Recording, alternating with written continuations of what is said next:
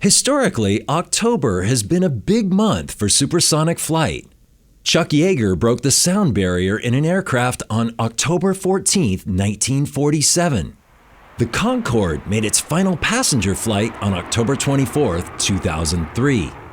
Now, NASA is developing a prototype of an aircraft that could bring supersonic flight back to the traveling public.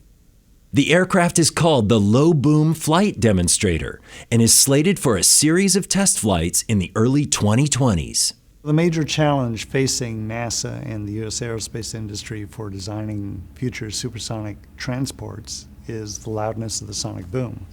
We need to get that boom away from a sharp boom boom and get it down to more like a thump thump, or maybe even a whoosh whoosh sound, where it might sound like a distant rumble. If it's not nearly as bothersome, then we've achieved our goal of reducing the booms that it's not bothersome to the public. Many of the studies to reduce the intensity of the sonic boom were conducted in the wind tunnels at NASA's Ames Research Center.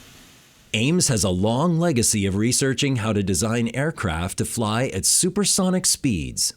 Researchers made several key breakthroughs in supersonic aerodynamics beginning in the 1940s using unique high-speed wind tunnels, experimental flight testing, and later on, advanced computer simulations. One of the greatest results to come from this research was the blunt body design that made it possible to safely return astronauts back from space.